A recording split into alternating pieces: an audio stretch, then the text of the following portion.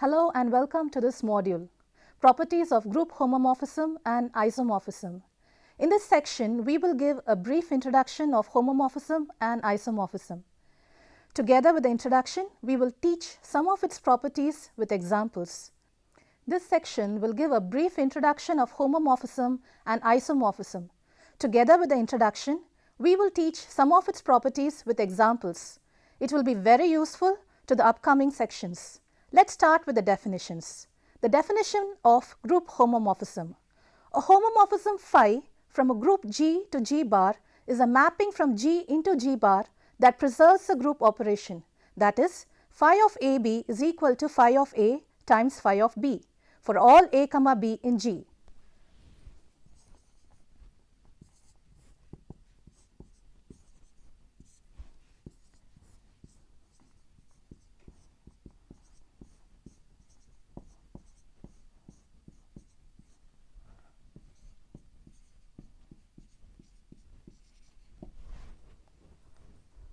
One other definition is kernel of a homomorphism. The kernel of a homomorphism phi from a group G to a group H with identity E is the set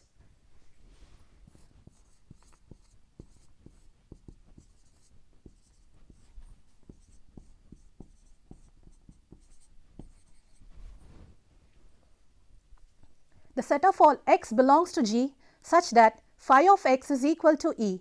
The kernel of phi is denoted by KER phi, also denoted as kernel phi. For a brief understanding, let us see some examples. Consider the function phi of x is equal to x squared from r star to r star under multiplication to r star under multiplication. R star represents the set of all non-zero real numbers. This function is a homomorphism because phi of AB is equal to AB squared, that is equal to A squared B squared, which is equal to phi of A times phi of B. This satisfies the condition of a homomorphism. Now let us calculate the kernel of this homomorphism. We have to calculate those elements which are mapped onto the identity element of R comma star. We know that because it is a multiplicative group, the identity element of R star comma dot is 1. Therefore, we need to find the elements which are mapped onto 1. Clearly, only the elements 1 and minus 1 are mapped onto R star comma dot. So, the kernel of phi is 1 comma minus 1. Let us go to example number 2. Define the mapping phi from R star to R star by phi of x is equal to modulus x. Here, let us check this function for homomorphism.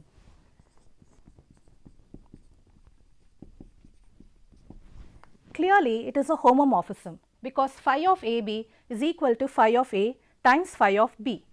Now, let us calculate the kernel. Since the function is phi of x is equal to modulus x, clearly kernel phi is 1 comma minus 1 since the identity element of phi is 1, where 1 belongs to R star, the codomain. So, kernel phi is those elements which are mapped onto the multiplicative identity of R star here, and therefore, kernel phi is equal to 1 comma minus 1. Let us see one more example. Let us define a mapping phi. Now, this particular function is defined by phi of m is equal to m mod n. Here, let us check this function for homomorphism. This is true because the remainder of dividing a plus b by n is the same as dividing the remainder a by n and b by n. So, this is clearly phi of a. Now, let us calculate the kernel of this particular function phi. Now, kernel phi is the set of all elements which are mapped onto the additive identity of Zn comma plus. Now, we know that the function is m mod n, and therefore, only those elements with remainder 0 can belong to the kernel of this function. Hence, clearly these elements, the multiples of n, are going to be belonging to the kernel of this function. Let us see one more example. Consider the homomorphism phi of x is equal to x squared from R to R. The real numbers and addition is itself not a homomorphism, because phi of a plus b is equal to phi of a plus b the whole squared, that is a squared plus b squared plus 2ab. But phi of a plus phi of b is equal to a squared plus b squared. Clearly, phi of a plus b is not equal to phi of a plus phi of b. Hence, this particular function is not a homomorphism. We need the upcoming results to prove some properties of homomorphism. So, let us see the result first. Result: let G be a group and let A be an element of an order n in G. If A power k is equal to E, then n divides k. Now, we shall see the properties of homomorphism. Let phi be a homomorphism from a group G to a G bar, and let G be an element of G. Then there are certain properties that I will write on the board now.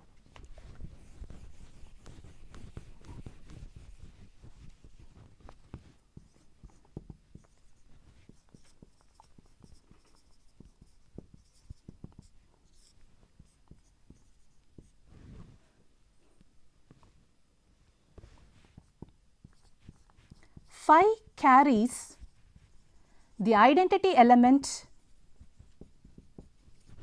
of G into G bar. The second property is phi of G power n is equal to phi of G the whole power n for all n belonging to the set of integers. If the order of G is finite, then the order of phi of G divides order of G. Number 4, kernel phi is a subgroup of G. And fifth property, phi of A equal to phi of B if and only if A kernel phi is equal to B kernel phi. The last property, if phi of G is equal to G dash, then phi inverse of G dash is equal to the set of all x belongs to G such that phi of x is equal to G dash, and this is also equal to G kernel phi. Now, let us see the proof of the first property. Let us denote the identity of G by E and the identity in G bar by E bar. Then we know that since E is equal to E times E, phi of E times phi of E is equal to phi of EE. We are actually applying the phi function on this particular expression. Therefore, we have phi of E times E is the same as phi of E, and that is nothing but E bar times phi of E. Now, phi of E times phi of E is equal to E bar times phi of E. Since phi of E belongs to G bar, we have phi of E is equal to E bar times phi of E. We have to cancel on both sides. We cancel phi of E on both sides. We get E bar is equal to phi of E, and therefore 1 is proved. The second property, if n is negative and then minus n is positive. So, n is less than 0, then minus n is greater than 0. Now, from the first property, E bar is equal to phi of E. Since we know that identities are mapped onto identities, that is equal to phi of g power n times g power minus n. We know that these two will cancel each other, and therefore we have taken a random element g times a random element g power minus n. Now phi of g power n is times phi of g power minus n. This is due to the property of homomorphism. That is equal to phi of g power n times phi of g the whole power minus n. We multiply on both sides on the right by phi of g times the whole power n. When we do so, E times phi of g the whole power n is equal to phi of g power n, phi of g power minus n, we have written it as it is, and then phi of g the whole power n is here. These terms get cancelled, these two get cancelled, and we are left with E bar dot phi of g the whole power n is equal to phi of g the whole power n. That is, phi of g the whole power n is equal to phi of g power n. Hence, the property number 2 is proved. To prove property number 3, notice that the properties 1 and 2 together with g power n is equal to E implies E is equal to phi of E equals phi of g power n equals phi of g the whole power n. So, by the previous result, we get that phi of g divides n. Next, by property 1, we know that kernel phi is not empty. So, to prove property number 4, we assume that A and B belong to kernel phi, and we show that AB inverse belongs to kernel phi. By doing so, we will be able to prove that kernel phi is the subgroup.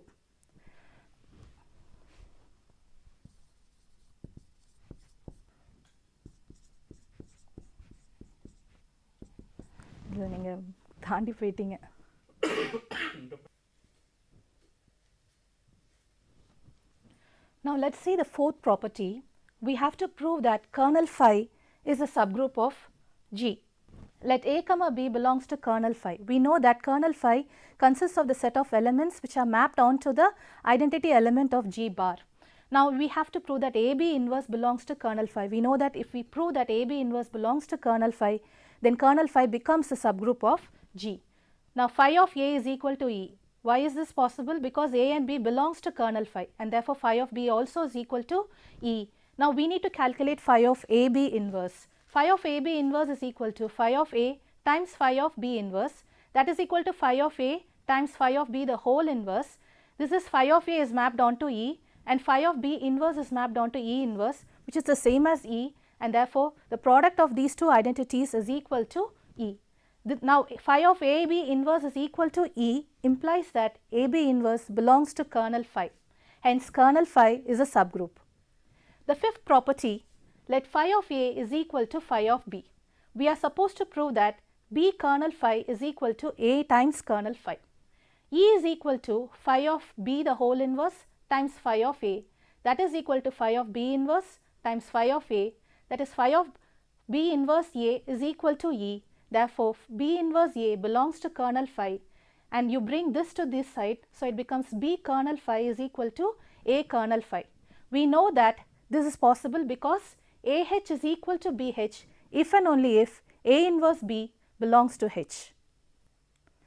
We shall now prove property number 6. We are supposed to prove that G kernel phi equals phi inverse of G dash.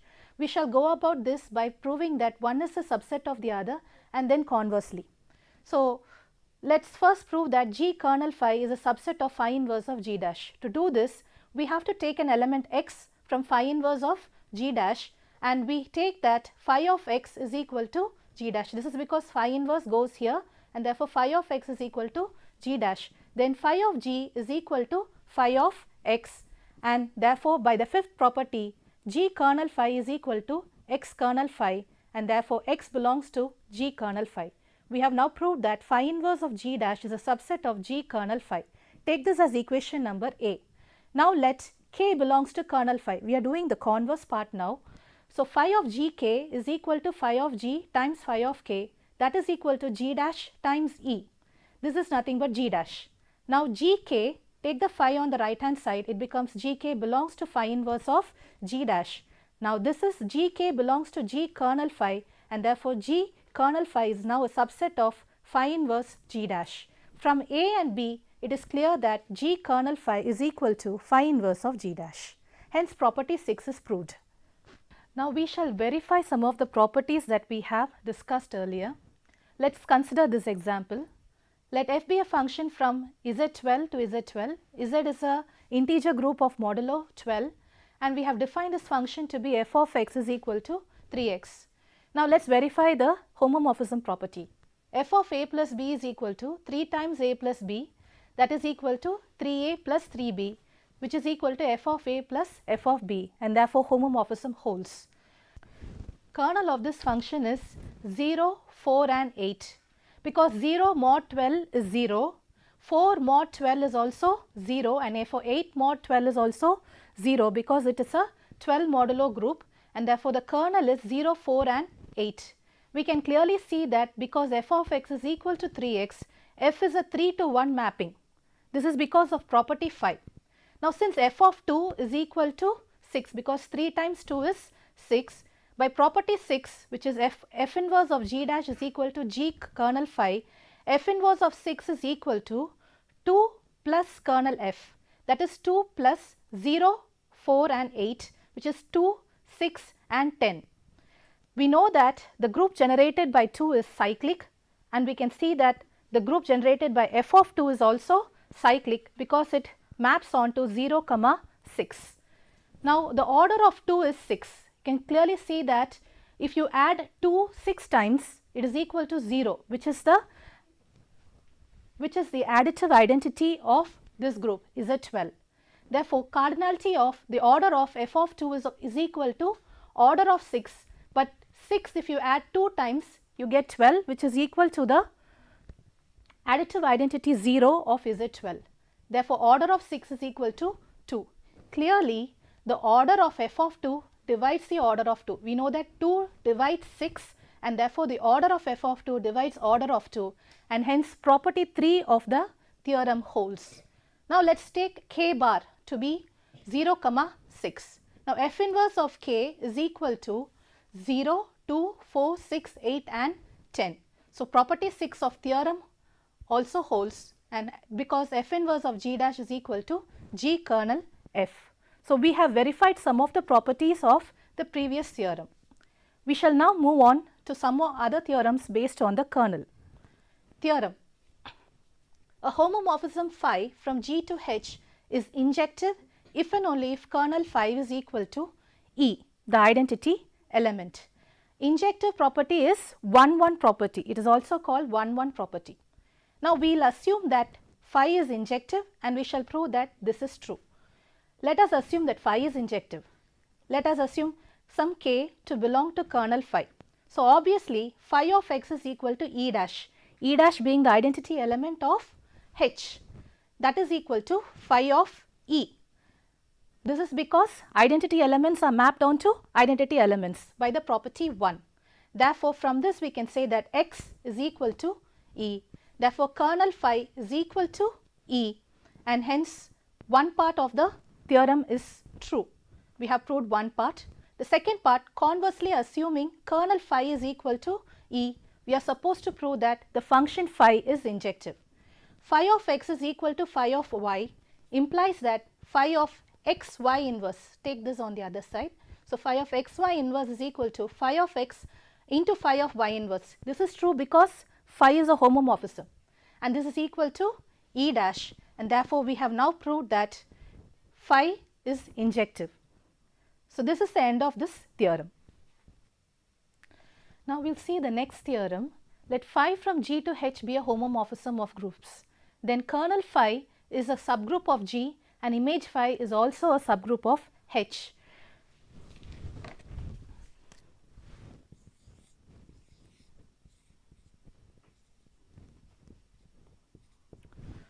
So, this is the function phi mapping the group G onto H. Now, we have to prove that kernel phi, which is a subgroup of G, and image phi, which is a subgroup of H, are both non-empty, and they are subgroups of H. Kernel phi and image phi are both non-empty. So, let us take two elements A, B in kernel phi.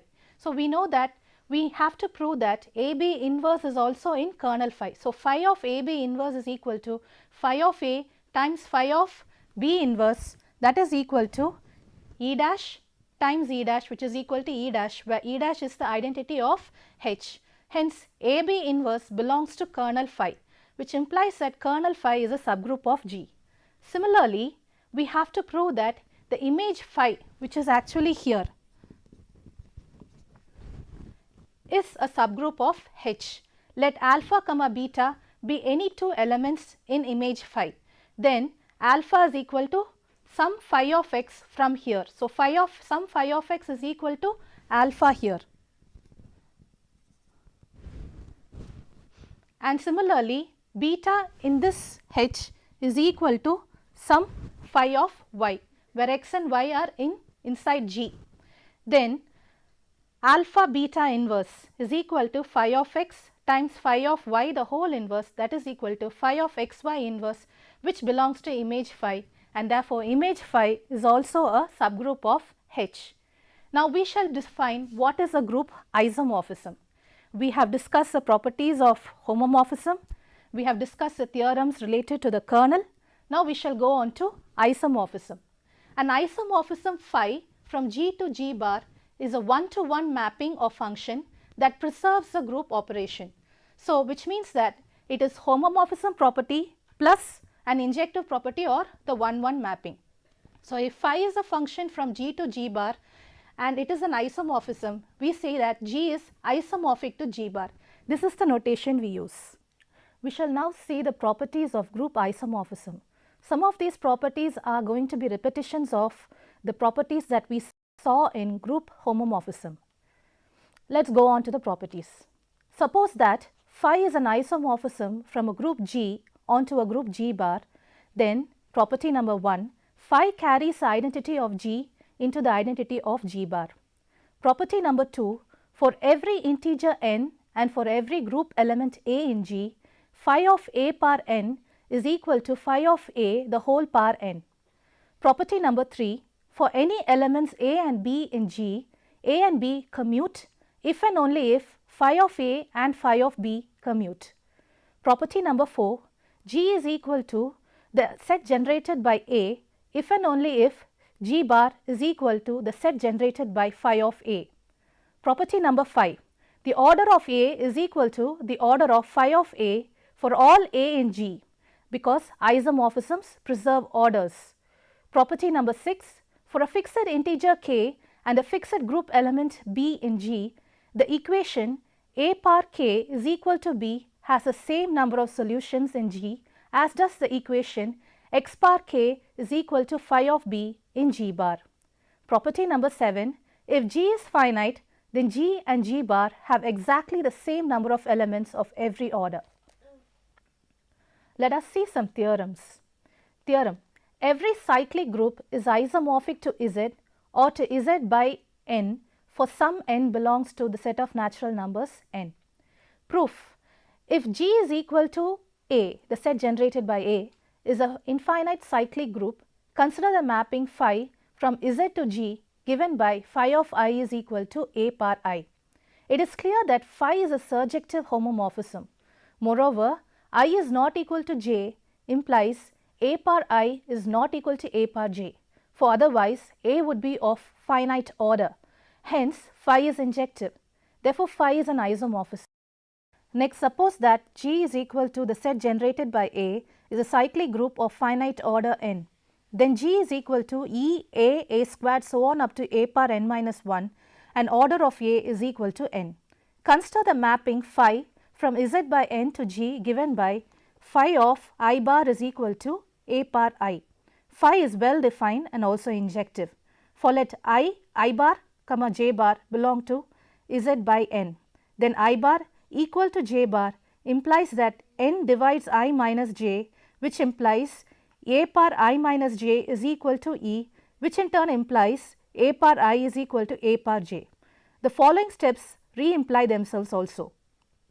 Clearly, phi is surjective. Further, phi of I bar plus J bar is equal to phi of I plus J the whole bar, which is equal to A par I plus J, which is equal to A par I A par j. Hence, phi is an homomorphism. Until now, we saw that if a group is cyclic, then we can define an isomorphism. But if not, then the next theorem will give a clarification. The most important theorem is Cayley's theorem. We shall now see Cayley's theorem. Cayley's theorem says that every group is isomorphic to a group of permutations. The proof: let G be a group. For any A belonging to G, the mapping Fa from G to G is given by Fa of x is equal to Ax for all x belongs to G. We have to prove that it is a bijection. So, Ax is equal to Ax dash, which implies x is equal to x dash. And if we take any y is equal to Fa of A inverse of y for all A, B, x belonging to G. Therefore, y belongs to G, and hence we can say that it is a surjection. Fa of B is equal to AB of x, that is Fa of Bx, Fa of Fb of x. So, we are clubbing Bx to be Fb of x. Then finally, we are left with Fa Fb of x, and therefore, phi of AB is equal to phi of A times phi of B, and therefore, phi is a homomorphism and the image phi is a subgroup of Sg, and hence phi of A is equal to phi of B implies Ax is equal to Bx for all x belongs to G, which implies A is equal to B, and therefore, phi is an injective homomorphism. Any injective homomorphism is an isomorphism, and therefore, phi is an isomorphism. So, we have now proved that G is isomorphic to a subgroup of Sg. Hence, phi of AB is equal to phi of A times phi of B. We have now proved that phi is a homomorphism, and we know that image phi is a subgroup of Sg, Sg being the group of permutations. Therefore, phi of A is equal to phi of B implies Ax is equal to Bx for all x belongs to G, which implies A equals B. This proves that phi is an injective homomorphism. An injective homomorphism is an isomorphism. Therefore, G is isomorphic to a subgroup of Sg. Until now, we saw about homomorphism and isomorphism, but there is also one more morphism, which is the automorphism. Let us see the definition now. The definition of automorphism: an isomorphism from a group G onto itself is called an automorphism of G. Let us see some examples of automorphism. Example 1, let R squared is equal to the set A comma B such that A comma B belongs to R. Then f of A comma B equals to B comma A is an automorphism of the group R squared under component wise addition. Geometrically, f reflects each point in the plane across the line y equals x. More generally, any reflection across a line passing through the origin or any rotation of the plane about the origin is an automorphism of R squared. Let us see some results of automorphism. Result 1. Let G be a finite abelian group of order n, and let M be a positive integer prime to n. Then the mapping sigma from x to x bar m is an automorphism of G. Proof: let m comma n equals to 1. That is, m and n are relatively prime. This implies that there exist integers u and v such that mu plus nv is equal to 1, which implies for all x belongs to G, x is equal to x bar mu plus vn, that is equal to x bar mu times x bar vn, that is equal to x bar um, since order of G is equal to n. Now, for all x belongs to G, x is equal to x bar u the whole times m, which implies that sigma is onto. Further, x bar m equals E implies that x bar mu is equal to E, which implies x is equal to E, showing that sigma is 1 to 1. That is, sigma is a homomorphism following the fact that G is abelian. Hence, sigma is an automorphism of G. The next result: if G is a finite cyclic group of order n, then the mapping sigma from A to A bar m is an automorphism of G if and only if m comma n is equal to 1. And the group of automorphisms of G is phi of n, where phi is Euler's function. Proof: if m comma n is equal to 1, then it has been shown in previous results that sigma is an automorphism. So, let us assume now that sigma is an automorphism. then the order of sigma of A is equal to A power m. It is the same as that of A, which is n. Further, if m comma n is equal to d, then A power m the whole power n by d is equal to A power n the whole power m by d, that is equal to E. Thus, the order of A power m divides n by d, that is n divides n by d. Hence, d is equal to 1, which implies sigma is an automorphism if and only if m comma n is equal to 1. Let G is equal to A, the set generated by A, be a finite cyclic group of order n, and sigma belongs to the automorphism group of G. Since sigma of A dash is equal to sigma of A the whole dash for each integer I, sigma is completely known if we know sigma of A. Now, let sigma of A is equal to A power m, where m is less than or equal to n, and we have m comma n is equal to 1. Thus, each sigma determines a unique integer m less than and prime to n, and conversely, which implies the number of group automorphism of G is phi of n. Now, let us see the inner automorphism induced by A. The definition: let G be a group and let A belongs to G.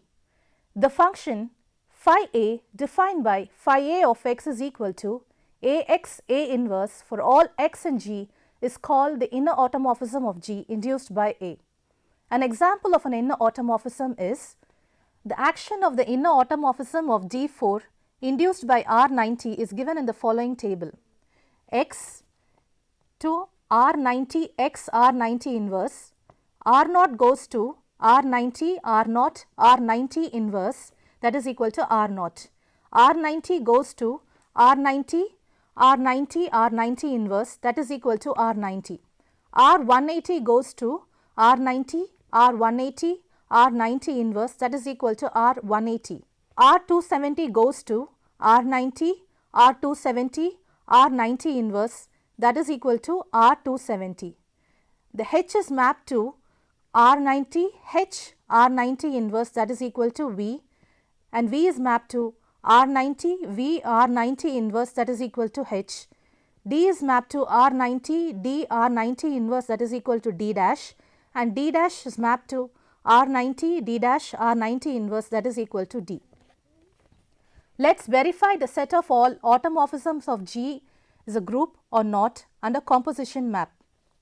Result: the set odd G of all automorphisms of a group G is a group under composition of mappings. Proof: clearly odd G is non-empty.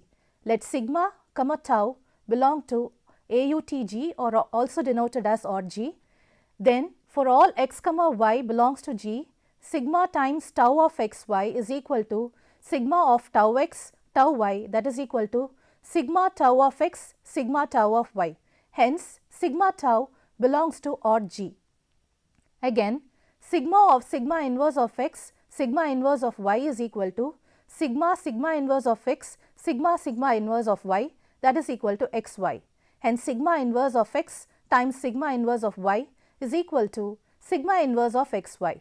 Therefore, sigma inverse belongs to odd G. This proves that odd G is a subgroup of the symmetric group SG, and hence itself a group.